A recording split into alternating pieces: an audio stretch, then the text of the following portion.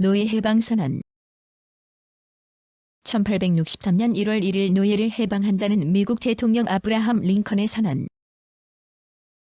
군 통수권자의 권한으로 연방과 전쟁 상태에 있던 남부주의 노예를 모두 해방한다고 선언했다. 그러나 모든 노예가 노예해방선언의 대상은 아니었다. 남부연맹에 참여하지 않은 남부주와 이미 북부 연방군에 점령된 지역은 노예해방선언 대상 지역에서 제외되었다. 노예해방선언은 해방된 노예들에 대해서는 하던 일을 계속할 것을 요구하였고 또한 연방 군대에 입대할 수 있는 기회를 부여했다. 전쟁 상태에서 노예해방선언으로 남부의 모든 노예가 해방될 수 없었다. 연방 군대가 점령하는 지역만큼 점차적으로 노예 해방이 확대되었다. 그러나 흑인 노예제가 제도적으로 완전히 해결된 것은 1865년 연방헌법 수정 조항 13조가 추가된 이후였다. 배경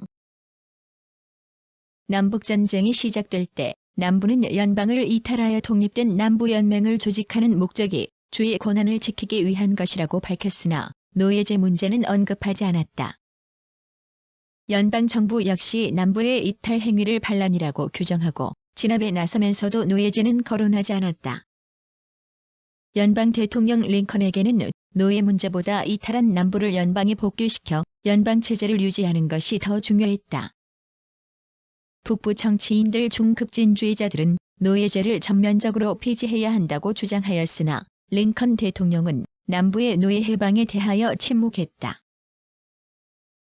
링컨은 정치를 시작할 때부터 노예제 자체에 대해서 반대하고 있었다. 그러나 노예 해방에 대해서는 온건한 입장이었다. 대통령으로 당선되기 이전에 링컨은 흑인 노예들을 다시 아프리카로 돌려보내 거기서 흑인 국가를 창설하는 것이 바람직하다고 생각했다. 대통령에 당선된 이후에도 링컨은 보상을 전제로 하는 점진적인 방식의 노예 해방을 지지했다. 남북전쟁 발발한 후에도 남부연맹에 가담하지 않은 접경 지역의 남부주들의 노예제에 대해서 어떤 비판이나 이의도 제기하지 않았다. 전쟁이 장기화되자 링컨은 노예제에 대해 변화된 태도를 보였다. 1862년 여름 링컨은 강요들과 노예 해방에 대하여 진지하게 논의하기 시작했다. 1862년 9월 22일 링컨은 강요들과 논의한 결과를 발표했다. 발표의 내용은 1863년 1월 1일까지 연방을 이탈한 남부주들이 전쟁 행위를 중단하고 연방으로 복귀하지 않으면 노예를 전면적으로 해방시키겠다는 요지였다. 노예 해방에 대한 계획을 밝힌 예비 발표였다. 노예 해방 선언과 내용 1862년 말까지 남부연맹은 전쟁 행위를 중단하지 않았다. 예정대로 링컨은 1863년 1월 1일 공식적으로 남부연맹에 가담한 주들의 모든 노예를 전면 해방하는 노예 해방 선언을 발표했다.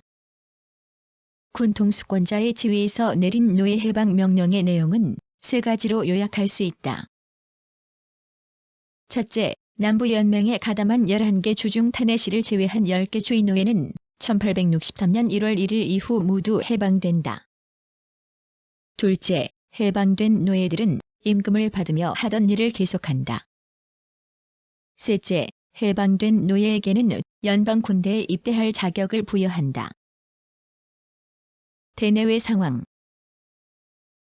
노예 해방을 소극적이던 링컨이 노예 해방을 결정한 이유는 국내와 국제적 측면에서 생각할 수 있다.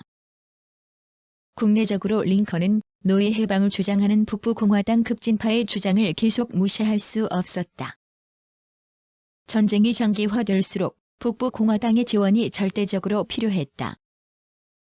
거기다 노예 해방은 남북전쟁의 목적을 연방 유지에서 노예 해방으로 바꿀 수 있었다. 또한 노예 해방은 국제적으로 북부에게 절실히 필요했다. 당시 유럽 국가들은 북부 연방보다 남부 연맹을 더 지지하고 있었다. 남부는 개전 초부터 전략적으로 면화를 무기 삼아 유럽 국가들의 지지 얻고자 노력하고 있었다. 전쟁으로 남부의 면화가 유럽으로 수출되지 못하자 영국이나 프랑스에서는 면화 부족으로 문을 닫는 면직 공장들이 생겨났다. 실업률이 상승하고 영국 경제 전체가 불황에 시달렸다. 영국은 노골적으로 남부를 지지했다. 영국의 군사적 개입 가능성도 높아지고 있었다. 대통령 링컨에게는 남북전쟁에 대한 영국의 개입을 방지하는 것은 심각한 정책적 과제였다. 의의 및 효과. 링컨의 노예 해방 선언은 남북전쟁의 전세를 바꾸는 군사 및 외교적 효과를 가져왔다. 외교적으로 노예 해방 선언은 남북전쟁에 대한 유럽 국가들의 군사 개입을 근본적으로 방지했다.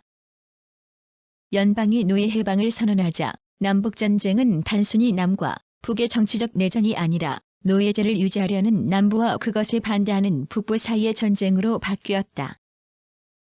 남북전쟁의 목적이 노예제가 되자 이미 노예제를 폐지한 유럽 국가들이 남부를 지지하며 참전할 수 있는 가능성이 완전히 사라졌다. 링컨의 외교적 승리였다. 국내적으로 링컨의 노예 해방은 전쟁 중인 남부 사회를 불안으로 몰아넣었다. 남부에 남아있는 노예들이 어떤 태도를 취할지 알 수 없었다. 심리적으로 남부는 열세가 되었다. 반대로 북부는 노예 해방으로 전력이 강화되었다. 남북전쟁이 종식되기까지 해방 노예 약 20만 명이 연방 군대에 입대했다. 한계. 노예 해방 선언에는 한계도 있었다. 우선 남부연맹에 가담하지 않은 남부 지역과 이미 연방 군대에 의해 해방된 지역의 노예는 해방 대상에서 제외되었다. 남부연맹에 가담한 후에 북부 연방군에 점령된 테네시주는 노예 해방 선언의 대상 지역에서 제외되었다. 버지니아에서 분리된 웨스트 버지니아뿐 아니라 버지니아 주의 많은 부분과 루이지애나주의 대부분도 이미 연방군의 지배하에 있었기 때문에 노예 해방령에서 제외되었다.